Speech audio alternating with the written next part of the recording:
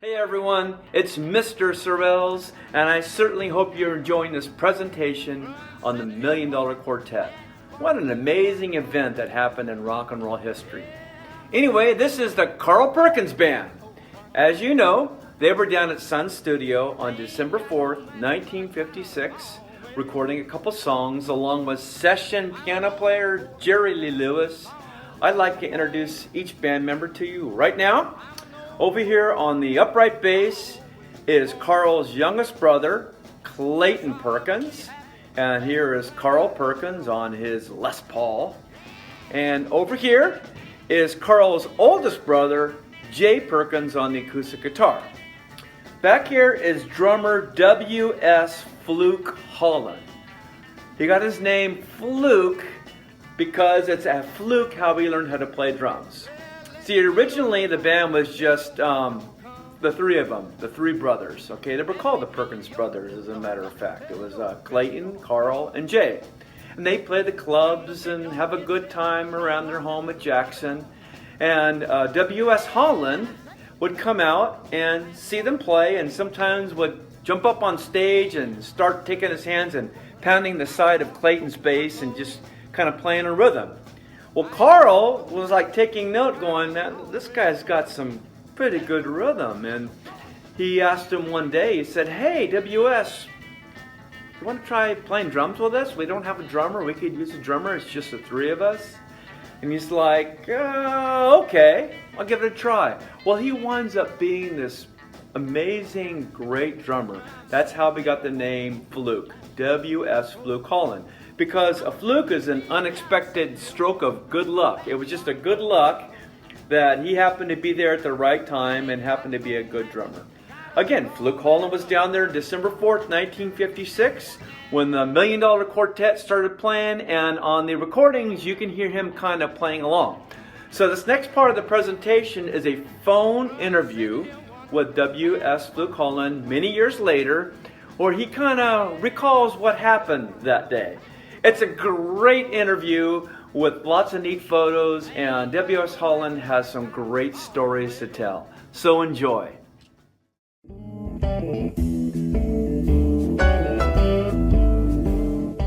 Welcome to a special edition of the W.S. Holland Show. Hi everybody, I'm Ron Haney. Today marks the 59th anniversary of the famous $1 Million Quartet recording session that took place in Memphis, Tennessee at Sun Records on December the 4th, 1956.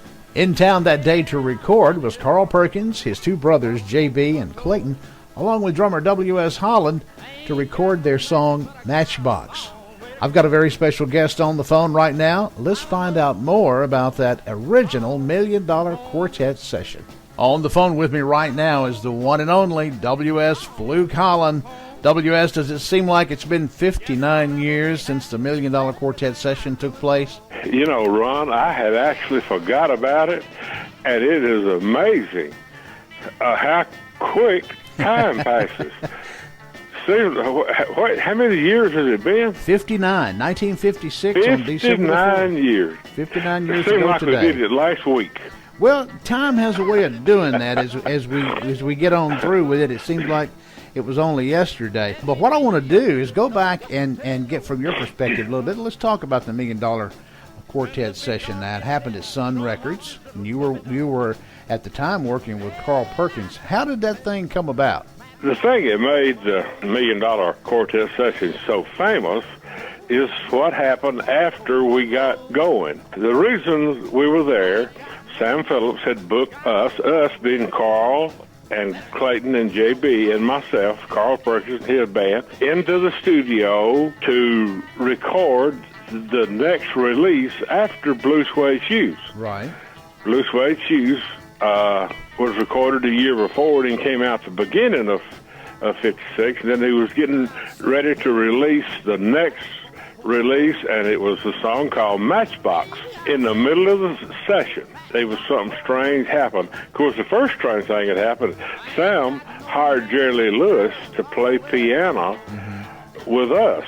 Right.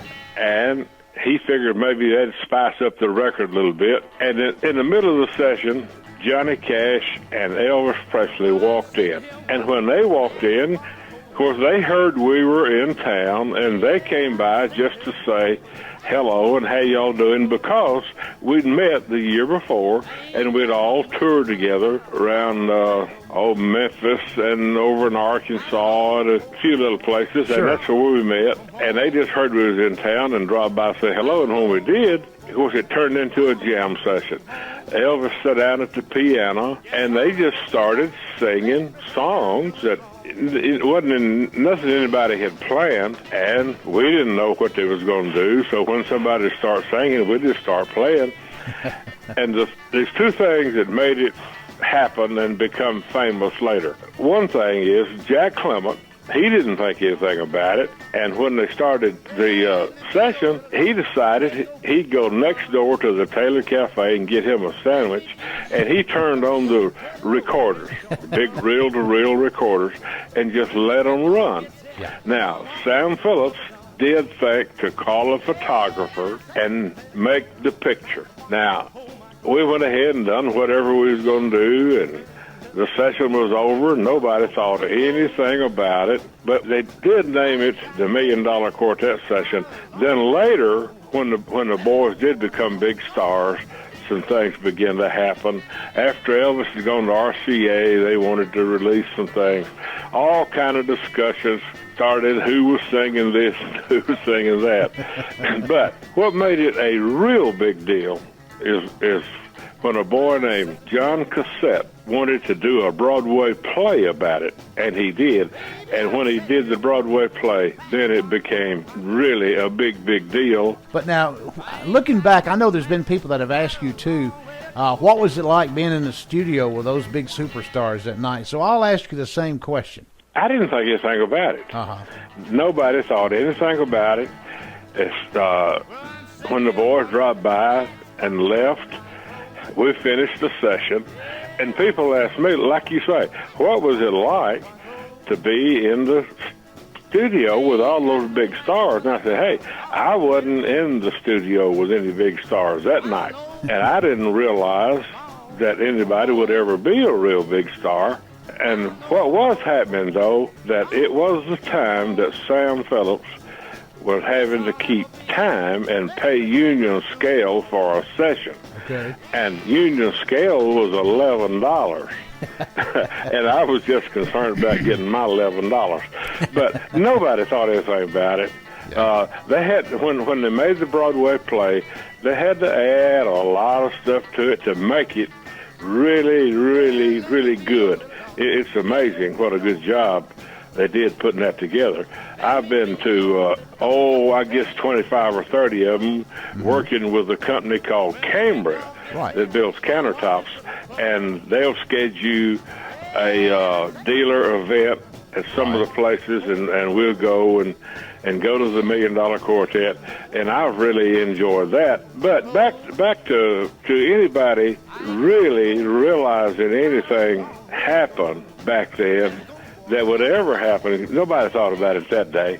But I am so glad things did happen. And then this many years later, when you write the release that we got out, it's amazing to even think about it now, for something that nobody thought anything about or didn't think anything would happen with it. Well, as I've heard you say before, that probably turned into be one of the most famous recording sessions of all time, and because of the people that were involved in it, and of course you were there with Carl Perkins, and so it was just really kind of a neat thing that you guys all got to be a part of that, and to really further secure your place in music history. I know that's probably pretty exciting for you. Well, I kind of make a joke out of it when people are asking me about it now. And when I tell about nobody thought anything about it, but like I say, Sam did think and called a photographer and made the famous picture of the boy sitting at the piano, or Elvis sitting at the piano, and Jerry Lee and Carl and John just around him. Now, I all kind of kidded Sam later when it did become famous. I said, Sam, man, if you'd have just really been thinking about what you were doing, you'd have had that photographer to pan over about 3 feet. I would have been in that picture, then it really would have been famous. and every time I've told that story, somebody laughs. Well, I don't know if they laugh because they think, yeah, it might have been more famous, Or, yeah, it would have been ridiculous if you'd have been in it. But Well, anyway, I enjoy telling the story. that was a famous session, and of course, John and Elvis and Jerry Lee and Carl went on to become big superstars all over the world, and still are today. And of course, you went on to play a few more years with Carl Perkins, and then in 1960 went to work with Johnny Cash. John.